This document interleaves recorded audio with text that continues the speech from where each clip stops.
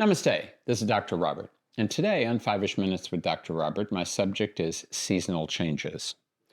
Now, I've already, in different videos, addressed winter into spring and summer into fall, and these are more dramatic changes because winter into spring is cold into warm, and summer into fall is hot into cool.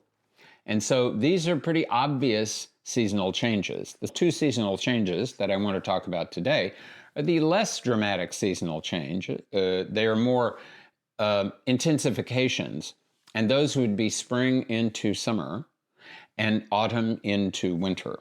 Now, I'm chiefly talking about temperate zone seasons, which are 4 in nature.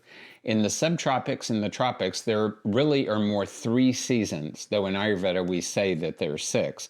And those 3 seasons are cold, warm, and wet.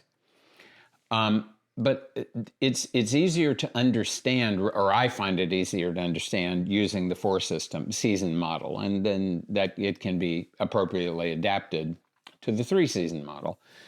And the 4-season model, spring into summer, is an intensification. It's warmer. You've been cold in the winter, but now you've warmed up. But as you move into summer, you're warming, and suddenly in summer you're hot. And similar in autumn, you head into winter, you're cooling, and once you get into winter, suddenly you're cold. So the difference is the winter into spring and the summer into fall, these are dramatic. You can tell easily that there's a difference. It's more difficult to tell that there's a dramatic difference, because there's not a dramatic difference, when you're going from spring into summer and when you're going from autumn into winter. And this makes it more challenging to really be able to manage the transition, because you may not be paying attention to it. But it's extremely important to manage the transition, because what's really happening at these moments is chaya. Chaya means accumulation.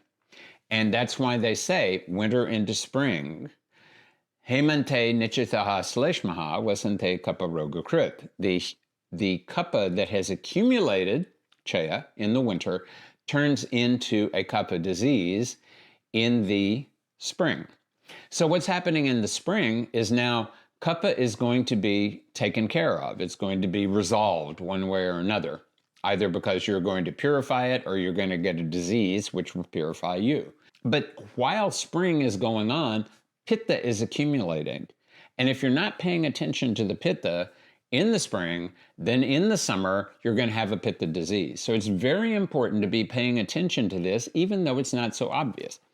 Pitta is dramatic in the summer, and then the summer moves into the fall, and then vata becomes dramatic and pitta gets calmed down.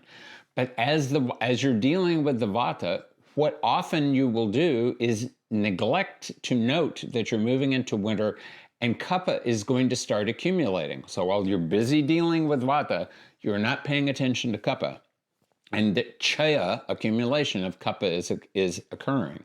So it's very important during spring and during autumn that you're paying attention to accumulation of pitta during the spring and accumulation of kapha during the fall.